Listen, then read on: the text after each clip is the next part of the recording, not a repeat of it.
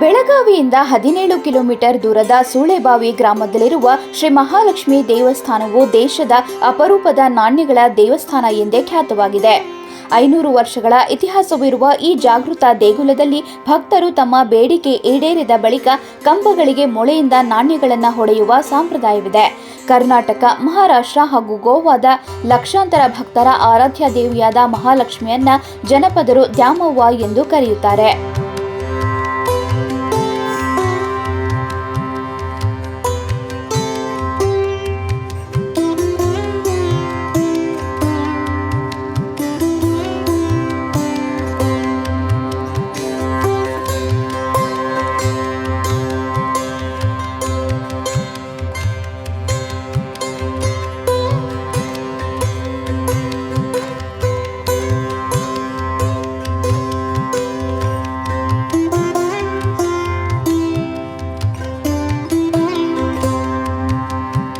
ಈ ದೇವಸ್ಥಾನದ ಕಂಬಗಳು ಮತ್ತು ತೊಲೆಗಳು ವಿಕ್ಟೋರಿಯಾ ರಾಣಿಯ ಭಾವಚಿತ್ರದಿಂದ ಹಿಡಿದು ಸ್ವಾತಂತ್ರ್ಯ ನಂತರದ ₹1, 50 ಪೈಸೆ, 25 ಪೈಸೆ ನಾಣ್ಯಗಳಿಂದ ತುಂಬಿವೆ. ಈ ಸಂಪ್ರದಾಯ ನೂರಾರು ವರ್ಷಗಳಿಂದ ನಡೆದುಕೊಂಡಿದ್ದು, ಇತ್ತೀಚೆಗೆ ದೇವಸ್ಥಾನ ಕಮಿಟಿಯು ನಾಣ್ಯ ಹೊಡೆಯುವುದನ್ನು ನಿಷೇಧಿಸಿ ದೇಣಿಗೆ ಪೆಟ್ಟಿಗೆಯಲ್ಲಿ ಕಾಣಿಕೆ ಸಮರ್ಪಿಸುವಂತೆ ಸೂಚಿಸಿದೆ. ದೇವಿಯ ಗರ್ಭಗುಡಿಯ ಚೌಕಟ್ಟು 20ಕ್ಕೂ ಹೆಚ್ಚು ಕಂಬಗಳು ನಾಣ್ಯಗಳಿಂದ ಕೂಡಿವೆ.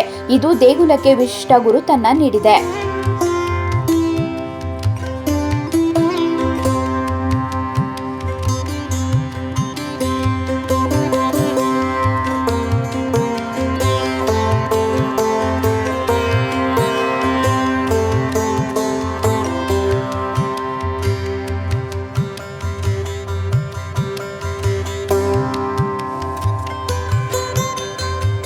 ಪ್ರತಿ 5 ವರ್ಷಕ್ಕೊಮ್ಮೆ ನಡೆಯುವ ಜಾತ್ರೆಯಲ್ಲಿ ಭಂಡಾರ ರಹಿತ ಹೊನ್ನಾಟವು ಭಕ್ತರನ್ನ ಸೆಳೆಯುತ್ತದೆ. ಮಂಗಳವಾರ, ಶುಕ್ರವಾರ, ಅಮಾವಾಸ್ಯೆ, ಪೌರ್ಣಮಿಯಂದು ವಿಶೇಷ ಪೂಜೆ ನಡೆಯುತ್ತದೆ.